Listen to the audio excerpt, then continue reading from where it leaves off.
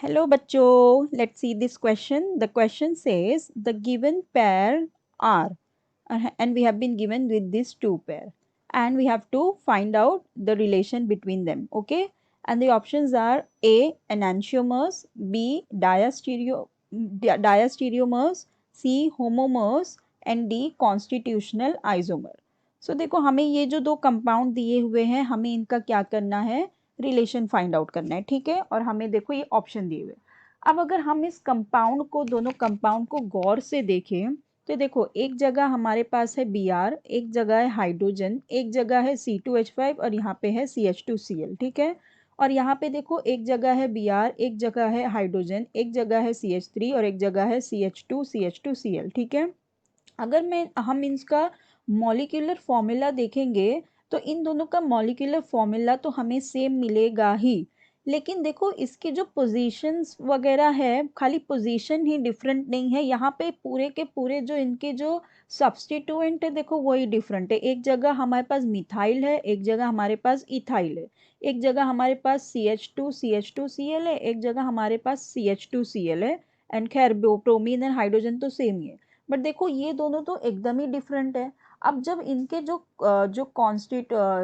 उनके जो सब्स्टिट्यूएंट है वो ही डिफरेंट है, तो हम इसका ये भी नहीं कह सकते कि इसके पास मॉलिक्यूलर फॉर्मूला तो सेम है लेकिन इसके जो स्ट्रक्चर, इसकी जो पोजीशंस है वो डिफरेंट है जो सब्स्टिट्यूएंट की। देखो क्योंकि सब्स्टिट्यूएंट ही पूरे डिफरेंट है, तो हम इसका क्या कर सकते हैं, हम इसका ना तो मिरर इमेज देख सकते हैं।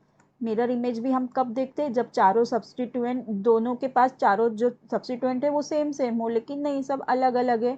हाँ यहाँ पे कायरल कार्बन तो है, ये दोनों कायरल, जो दोनों कार्बन है ये they both are chiral no doubt, लेकिन सारे सब्स्टिट्यूएंट ही अलग है, तो ये दोनों मिरर इमेज भी हमें नहीं बता सकते। तो जब हमें मिरर इमेज ही इनका नहीं पता चल सकता तो हम कैसे कह सकते हैं कि ये एनांशियोमर है या डायस्टीरियोमर है। ठीक है, तो इसका मतलब ये जो दो ऑप्शन है ये तो ऐसे ही चले जाते हैं। क्यों? क्योंकि हमारे पास डायस्टीरियोमर्स या इनैंशियोमर बताने के लिए हमारे पास जो दोनों कंपाउंड है वो कैसे होने चाहिए, उनका जो चारों जो सब्स्टिट्यूएंट है वो एक दूसरे से मैच करना चाहिए। यहाँ पे मैच ही नहीं कर रहा, एक जगह इथाइल, एक जगह मिथाइल, एक जगह ये, एक जगह ये, तो वो मिरर इमेज वगैरह का सवाल ही नहीं आता। तो वो इनैंशियोमर या डायस्टीरियोमर्स तो हम उसका कह ही नहीं सकते। अब देखो ये जो होमोमर दिया हुआ है, होमोमर क्या होता है, होमोमर हमारा मोनोमर होता है, जो हम पॉलीमर में नहीं पढ़ते, वो जो पॉलीमर में जो सिंपल यूनिट, जो रिपीटिंग यूनिट होते हैं एक दूसरे से मिलके जो पॉलीमर बनाते हैं वो होते हैं होमोमर। तो यहाँ पे होमोमर तो कुछ पॉलीमर का होमोमर का सवाल ही नहीं आता, तो ये भी नहीं हो सकता।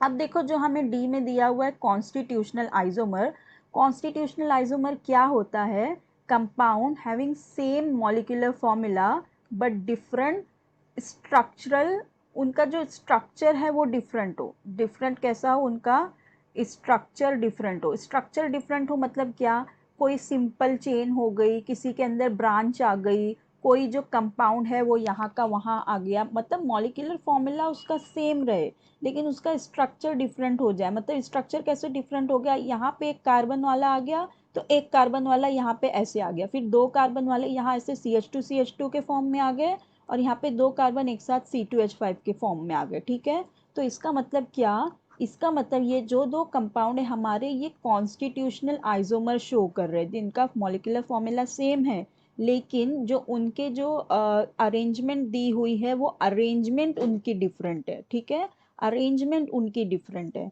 तो हम ये क्या कहेंगे कि ये दोनों एक दूसरे के कॉन्स्टिट्यूशनल आइसोमर है। तो इसका मतलब हमारा करेक्ट ऑप्शन होगा option D, constitutional isomer. I hope you understood it well. Best of luck, thank you.